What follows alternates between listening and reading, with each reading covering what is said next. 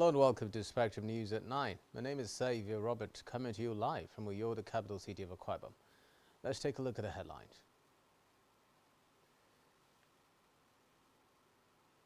President Tinubu meets leadership of Nigerian Supreme Council for Islamic Affairs. Akwa Ibom State Assembly sues for measures to thwart electricity vandals. Need to amend prison sentence from 7 years to life imprisonment. Plus, Trump pleads not guilty in Georgia election racketeering case. Details of these stories and more in a moment.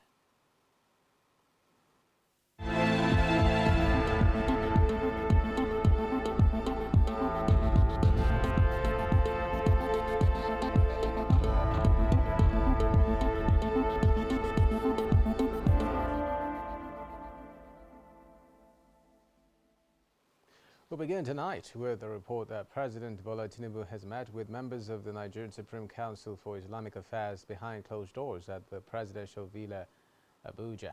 Members of the NSCIA were led to the meeting by the Sultan of Sokoto, Saad Abubakar. Speaking to State House correspondent, Minister of Information and National Orientation Muhammad Idris, who disclosed issues discussed at the meeting, said that President Tinubu urged the Islamic scholars to be at the forefront of fostering national unity and societal integration.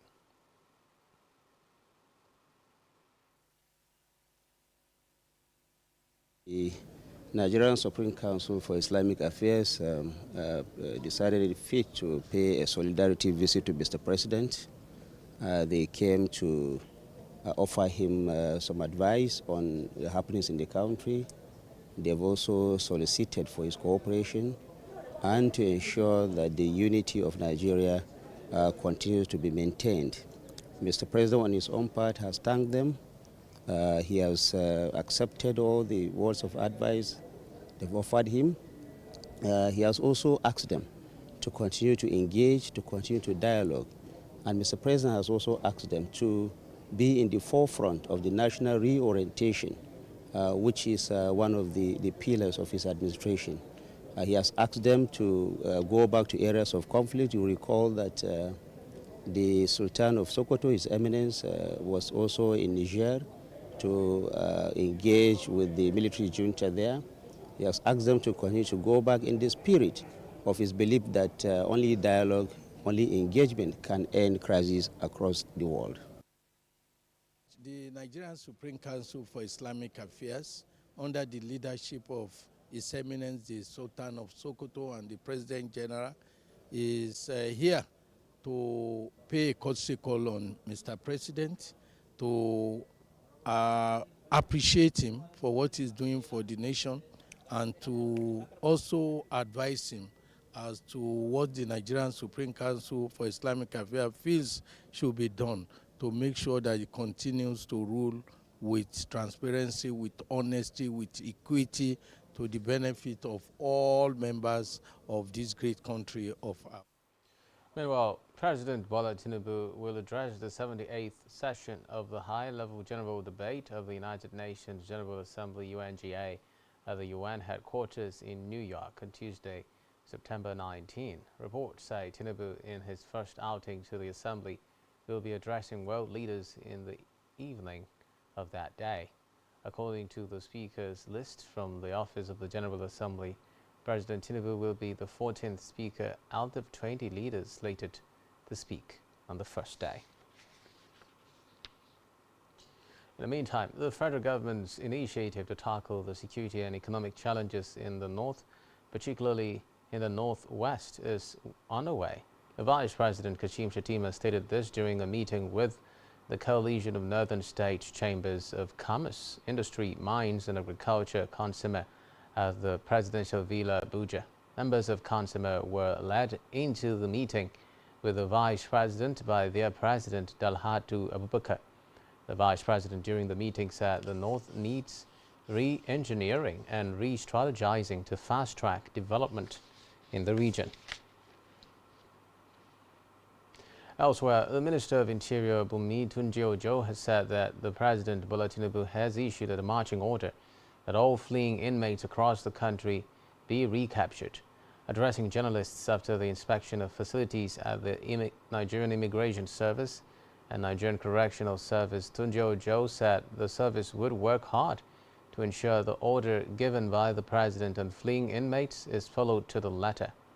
He also said the Nigerian Correctional Service would work in collaboration with the security agencies in the country to recapture the inmates. Recall that between 2021 and 2022, at least 7 attacks were reported on custodial centers across the country where a large number of inmates escaped from the centers.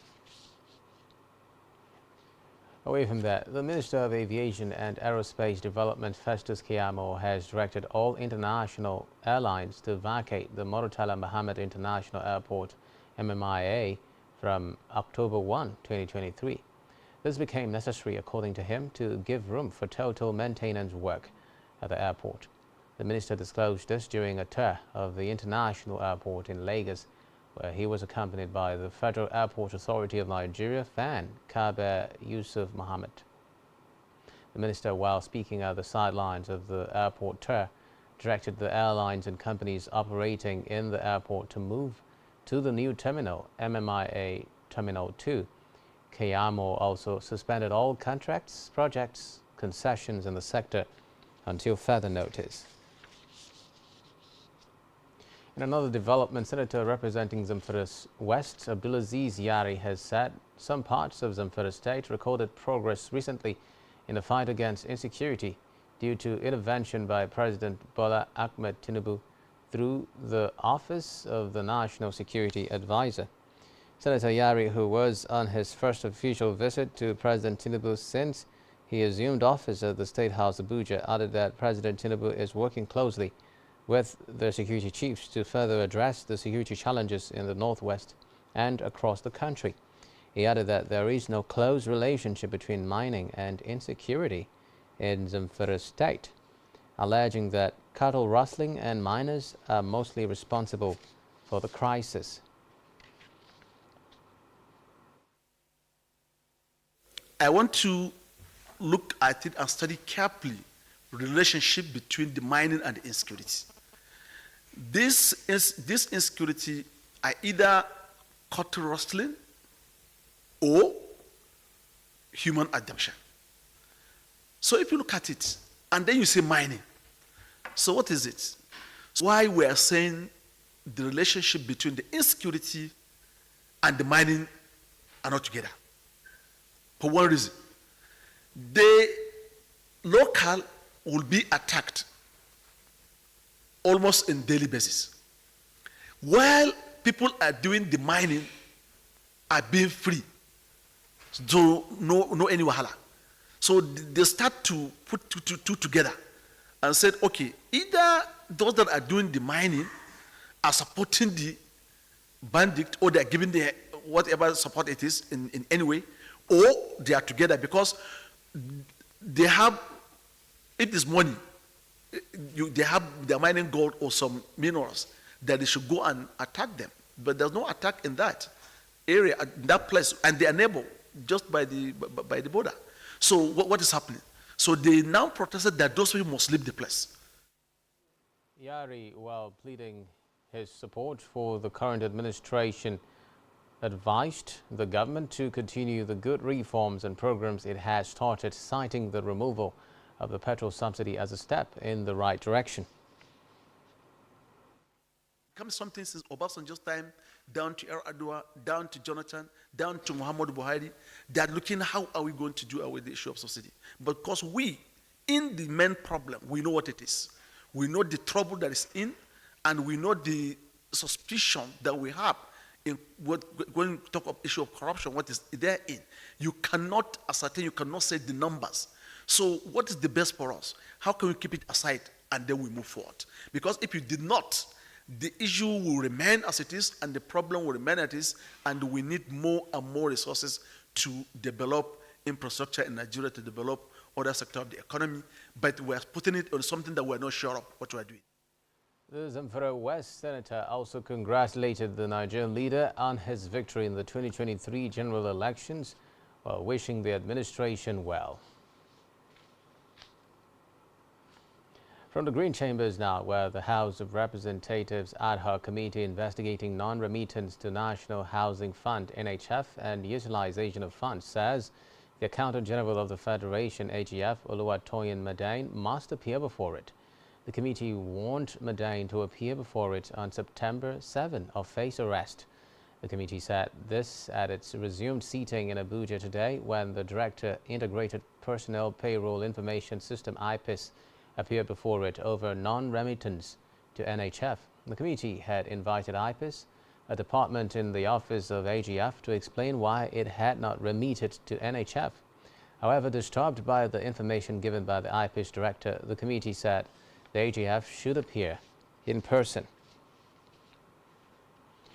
On security matters, the Chief of Army Staff, CORS, Lieutenant General Taoreed Lagbaja, has disclosed that the Nigerian Army is ready to work with critical partners, especially the United Nations Counter-Terrorism Unit. General Lagbaja made the disclosure while receiving the delegates from United Nations Office for Counter-Terrorism at the Army headquarters in Abuja today.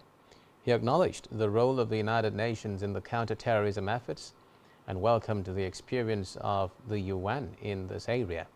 The CORS said the Nigerian Army cares about the communities in which it operates by supporting them in areas of education, health, as well as other non-kinetic measures in collaboration with organizations and relevant agencies.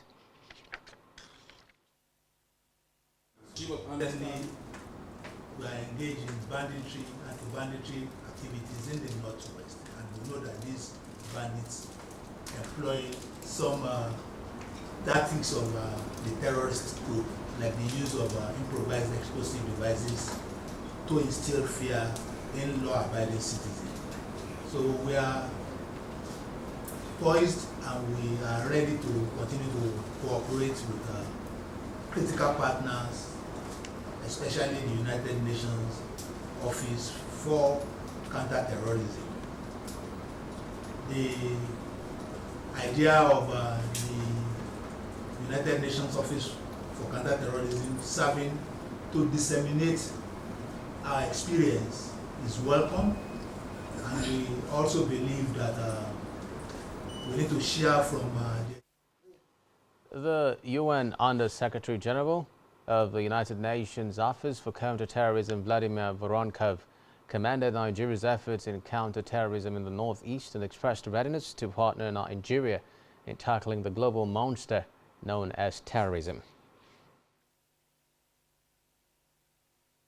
In any country, and I think Nigeria, from this point of view, is absolutely exemplary case when all of the entities, agencies, institutions are working together in order to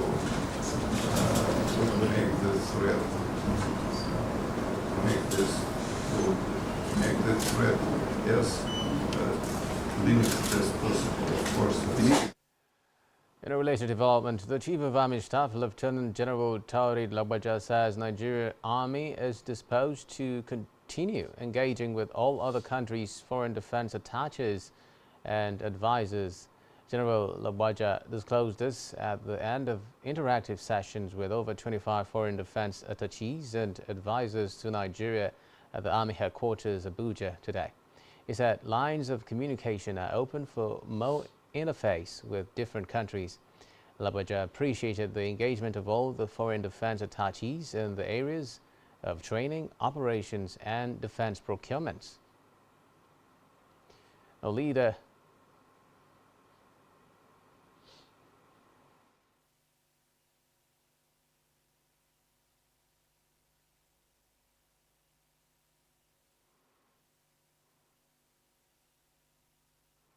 of the delegations and head of defense attaches of India, Legaromi, sought for open collaboration with the Nigerian Army and also sharing of experiences with the attaché.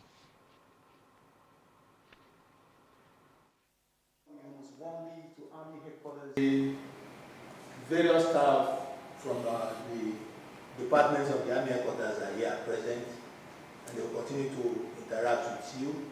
I understand perfectly that considering this as a somewhat open forum. Most of you will not want to speak freely on how we can push forward the interaction between the Nigerian Army and your various countries. But I want to appreciate the interaction. I want to appreciate the understanding, the engagements that we've had in the past in the areas of training, the areas of operation, defense procurement, and I want to promise you that the Nigerian Army is disposed to continue engaging with your various countries. Lines of communication are open. The CDI will continue to act as an interface, and you have the phone numbers of us. So that more amount of learning is there, and I assure that from the DTH side, sir, we look forward to more and more interactions, and we also look forward to sharing our common experiences leading to mutual benefit and mutual learning both for Nigeria as well as each and every other country which is represented by the DTH, sir. Finally, I will once again thank you for your time, for sparing your valuable time for this interaction, sir. And on behalf of the DA fraternity, I assure you that we will do all that is within our capabilities for mutual benefit of each and every country along with the...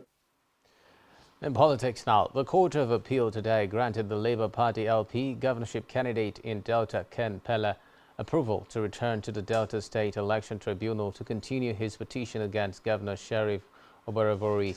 The tribunal had dismissed LP's petition against Governor Sheriff on the grounds that he abandoned his pre-hearing. Not satisfied by the ruling, Pella took the matter to the Court of Appeal in Abuja, where he contested the election tribunal's decision. With the appeal judgment, Ken Pella will return to the tribunal panel sitting at Delta to continue his case. Meanwhile, the victory of the appeal court does not imply that Ken Pella has been declared the winner of the March 28 gubernatorial election in the state. On other electoral matters, the Independent National Electoral Commission (INEC) has opened the portal for the recruitment of ad hoc staff ahead of the Imo, Bayelsa and Kogi governorship polls. According to the Electoral Empire, interested Nigerians can begin application process for the off-season polls today, August 31, noting that the portal for the recruitment exercise will be closed on October 2 this year. The INEC body charged interested applicants to visit press.inecnigeria.org or inecpressapp.com/pressapp.apk to begin the process. In another development, the Ogun State House of Assembly has summoned the State Accountant General as well as all members of the Joint Account Allocations Committee to appear before it over the current issues regarding local government funds in the state. Reports say during plenary today, the Speaker Olukunle Oluomo directed those invited to appear on Friday by 1 p.m. Oluomo noted that the reason for the invitation was for a thorough explanation to the House on what was happening at the local governments so that the people of the state could be fully briefed. He said the meeting would allow the House of Assembly know what was happening and thereafter take necessary action. Away from that now, the Kwara and Imo state governments have started the distribution of palliatives to cushion the impact of the fuel subsidy removal.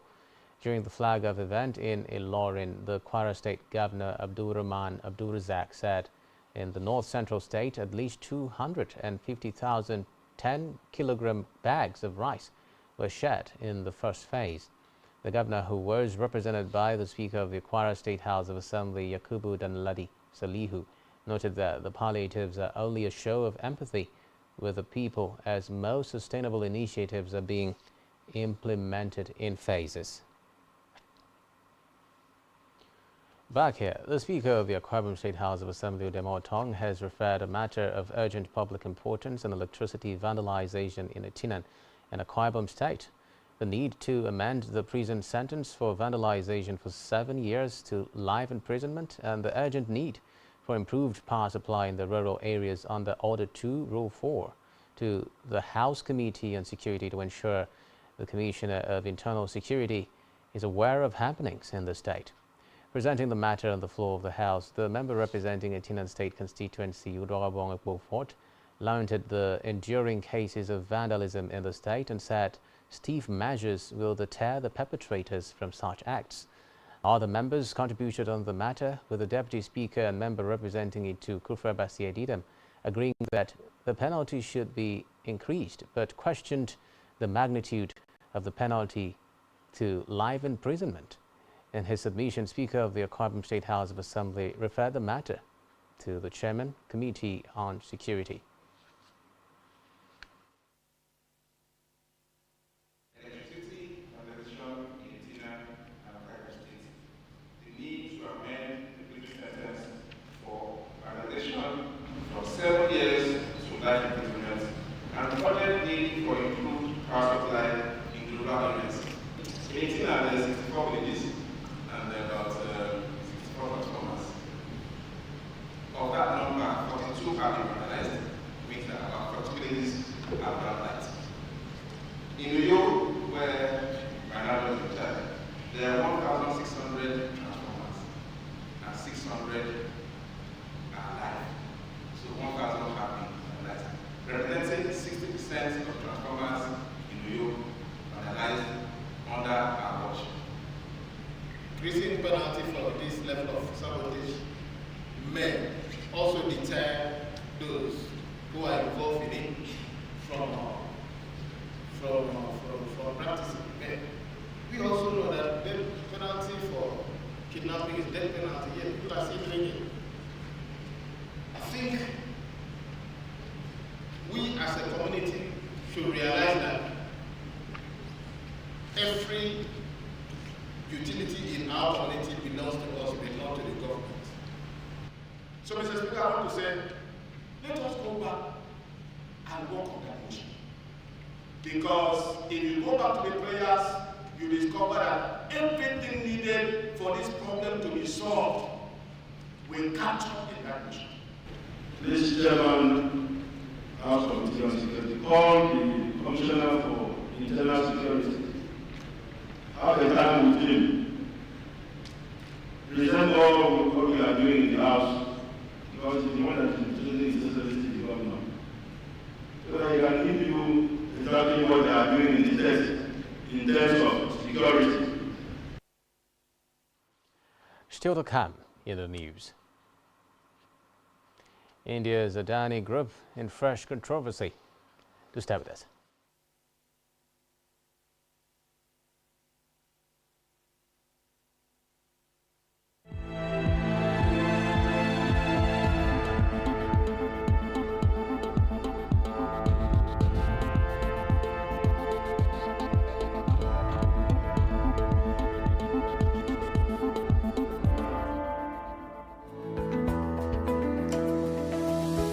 Business exists only to meet the needs of the people, but there's an extra advantage if your product and services are pitched on a platform that gives you the added advantage over your competitors. For your desired return on investment and so much more, advertise on Spectrum Television, on StarTime's DTH Channel 421 and on free-to-air with a frequency of 12733. Spectrum Television, broadening your horizon.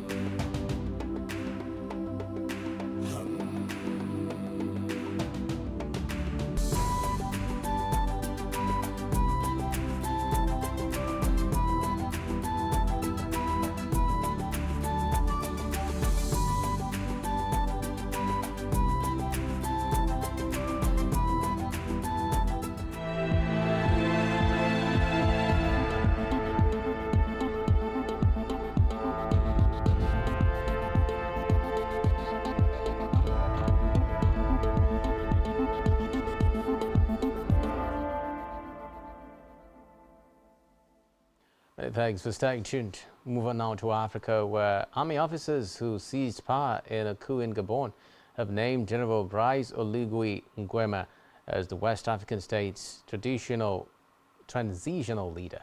Nguema was reportedly carried through the streets of the capital, Libreville, by his troops to display the new era.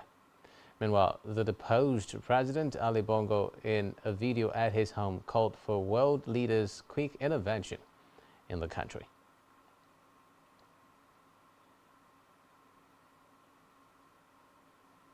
In a related development, the African Union's Peace and Security Council said it was holding a meeting on the military coup in Gabon. According to reports, the leaders are looking at how to respond to officers who removed President Ali Bongo and installed their own head of state in the latest of a wave of coups in West and Central Africa that regional powers have failed to reverse. It said the meeting was being chaired by the AU Commissioner for Political Affairs, Bankole Adeoye of Nigeria, and the current holder of the Council's rotating chair, Burundi's Willy Nyamitwe. Meanwhile, the takeover ended the Bongo family's almost 6 decades in power and created a new conundrum for a region that has struggled to deal with 8 coups since 2020.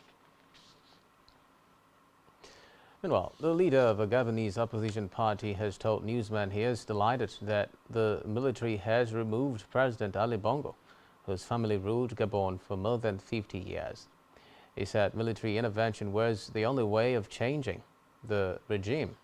Ali Bongo's father, Omar, began ruling Gabon in 1967, and his son took over in 2009. Still in Africa, Niger's military junta said it revoked the diplomatic immunity of France's ambassador and ordered police to expel him from the country. According to a statement, the French Foreign Ministry has said the junta, which seized power last month, has no authority to expel the French ambassador. The Martina's soldiers, who ousted Niger's president more than 1 month ago, gave French Ambassador Sylvain Ys 48 hours to leave the country last week. The deadline expired on August 28 without France recalling aid. The French government says it does not recognize the coup rulers as the country's legitimate leaders. It will be recalled that the French President Emmanuel Macron on Monday said the ambassador would stay in the country despite the junta's pressure. The latest communique sent by Niger's Ministry of Foreign Affairs said it no longer enjoys the privileges and immunities attached to his status as a member of the diplomatic staff of the embassy. The document also said the diplomatic cards and visas of the ambassadors' families have been cancelled. In the meantime, the Rwandan Defense Force (RDF) has retired 12 generals and others in a move to reshuffle the military, while Cameroon's President Paul Biya has made changes to the Central African country's Ministry of Defense. Both moves are coming in the wake of the Gabon coup, the latest in a series of military takeovers in Africa. A statement by the RDF said President Paul Kagame has retired 83 military personnel, including 12 generals. They include General James Kabarebe, General Fred Ibingira, Lieutenant General Charles Kayonga, Lieutenant General Frank Moshio Kamanzi, Major General Martin Nzaramba, Major General Eric Morokore, Major General Augustin Turagara, Major General Charles Karamba, Major General Albert Murasira, Brigadier General Chris Murari, Brigadier General Didas Ndahiro, Brigadier General Emmanuel Ndahiro. Kagame also approved the promotion and appointment of some officers to replace them. RDF added that the moves take immediate effect. The Rwandan president, who has been in power since 2000, is one of the continent's longest-serving leaders. A 2015 amendment to the country's constitution means he can stay in power until 2034. On a sad development, at least 73 people have died in a fire in a Johannesburg building, South African authorities have confirmed. More than 50 others are said to have been injured. Officials say it is unclear what sparked the blaze at the city center 5-story building, which had been abandoned but was occupied by homeless people. The city of Johannesburg confirmed in a news conference that it owned the building, but said cartels had taken it over. A spokesman for the emergency services, Robert Malodzi, told newsmen that firefighters had been able to bring out some of the occupants. He said the fire had gutted the building and that the search for other victims was continuing. Disaster management officials are also in the area to help provide relief for surviving residents. Malodzi said the scene will be handed over to the South African Police Service after emergency services had finished searching for victims. On the foreign scene now, former U.S. President Donald Trump pleaded not guilty today to charges that he led a criminal conspiracy to overturn his 2020 election loss in the southern state of Georgia. The Republican presidential frontrunner, who faces 13 felony counts, including racketeering, entered his plea in a court filing waiving his right to appear at an arraignment scheduled for Wednesday next week. Trump, aged 77, surrendered to the county jail in Atlanta last week and was the first former U.S. president pictured in a police mugshot.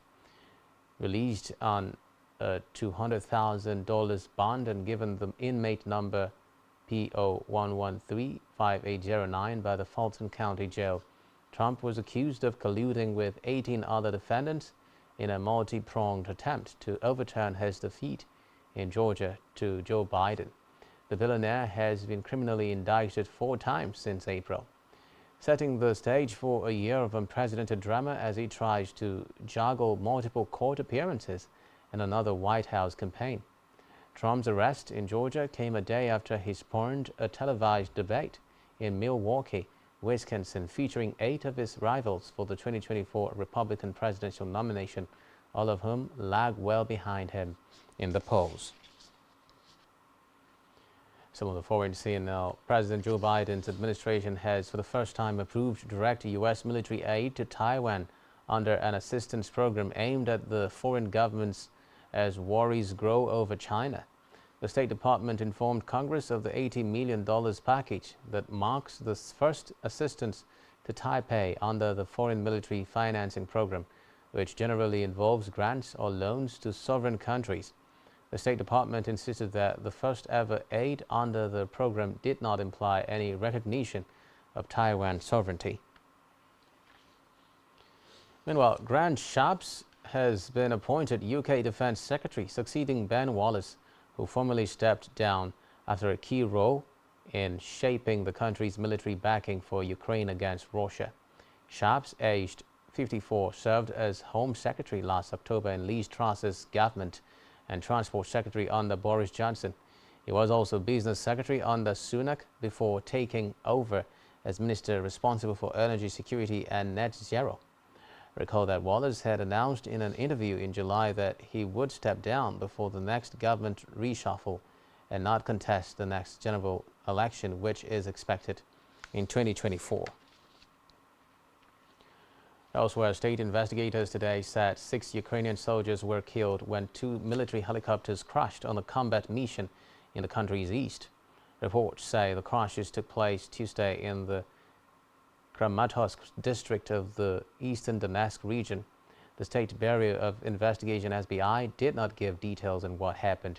It said a pre-trial investigation by the Security Intelligence Service would provisionally focus on possible safety breaches during or in preparation for the flight, which would be classed as a criminal offense.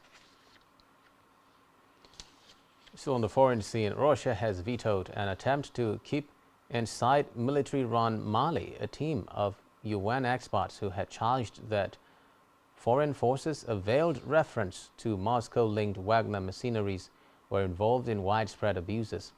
13 of the UN Security Council's 15 members backed a proposal that would have extended by 1 year targeted sanctions in Mali, which expired this week, and kept the experts in place.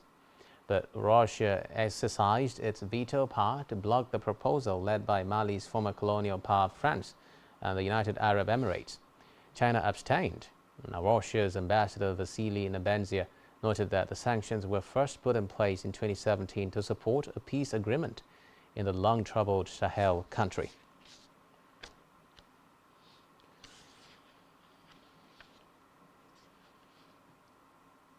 And now it's time for the latest business and stock market stories. Here is Davina Praise Omang.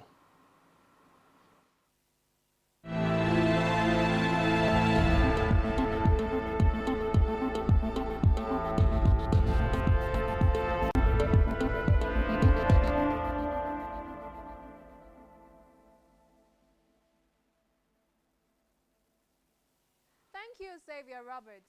Good evening. Welcome to Business News. My name is Davina Praise Omang. In business news today, India's Adani Group is facing a fresh controversy after a new report said it would use opaque funds to bypass rules that prevent share price manipulation. The report alleges the group invested millions of dollars in publicly traded stocks of its own companies through offshore structures. It names two individual investors who allegedly bought and sold the stocks on the group's behalf. The Adani Group rejected the claims, calling them meritless. The report was published today by the Organized Crime and Corruption Reporting Project, a global network of investigative journalists. In Nigeria, the revenue generated by the Abuja-Canada rail line has significantly dropped by 99.8%, according to the Managing Director of the Nigeria Railway Corporation, NRC, Fidet Ukiria. According to reports, the decline followed an attack on the Abuja-Canada train by bandits who bombed the rail line between Katari and Rijani on March 28, 2022. The attack led to the death of 8 passengers, while the attackers kidnapped some passengers. The victims were released after an undisclosed amount was reportedly paid for their freedom. Following the attack, Okiria said revenue dropped after the rail line resumed operation, disclosing the challenges faced by the Abuja-Kaduna service. To the Stanbic IBTC first half of the year's financial report. Stanbic IBTC Holdings PLC, a member of Standard Bank Group, has released its audited financial results for the first half of 2023, showcasing an increase in profitability and key financial metrics.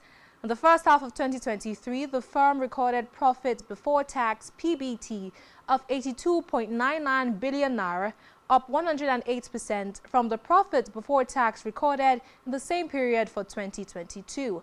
Profit after tax (PAT) of 67.92 billion naira was achieved in the first half of 2023, up 121% for the same period in 2022. Driven by robust growth across its revenue streams, the company's net interest income rose by 44%, amounting to 72.68 billion naira. Additionally, non-interest revenues surged by an impressive 57%, reaching 98.62 billion naira. The Nigerian stock market report. Today is the last trading day of the month, and the benchmark all-share index inched up 109.46 basis points, a 0.16% increase to close at 65,548.99 points, representing a one-month gain of 1.97%.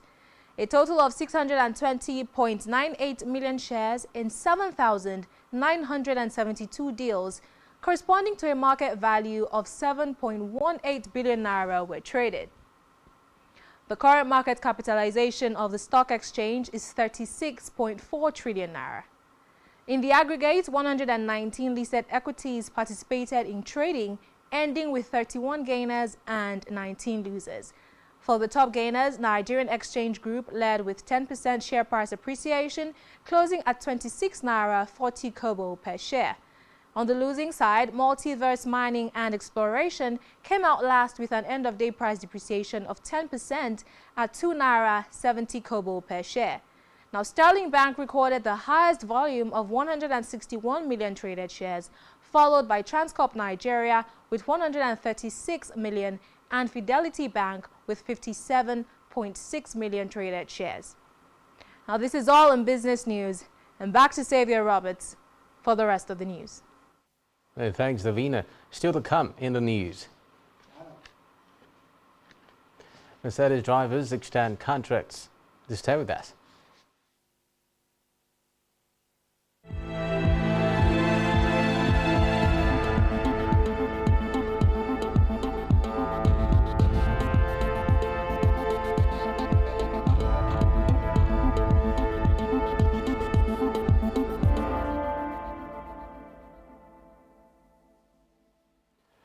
Many thanks for staying tuned. Now in health, the Coordinating Minister of Health and Social Welfare, Ali Pate, has said that the federal government is committed to investing in health data infrastructure and capacity building to overcome dire health challenges, especially in tackling neglected tropical diseases and engaging multi-sectoral approach in combating antimicrobial resistance AMR. Pate stated this at the ongoing 73rd session of the World Health Organization Regional Committee for Africa in Botswana. The minister, who was represented by the Permanent Secretary of the Ministry, Kajolum Daju, said the government is taking vital steps towards addressing issues of AMR, which poses a grave threat to human, animal and environmental health in the region. He revealed that the government's ability to build and maintain suboptimal capacity in generating and managing health data resonates deeply with the nation's experiences. Still in health, a coalition of non-governmental organizations has called on the federal government to promote food fortification compliance and workforce nutrition in the country. They made the call in Lagos during an interfaith session on promoting food fortification compliance and workforce nutrition. The Executive Director of the Civil Society Legislative Advocacy Center, Ibrahim Musa, in a speech said that fortification is the process of adding essential vitamins and minerals to food vehicles to improve their nutritional content. He held that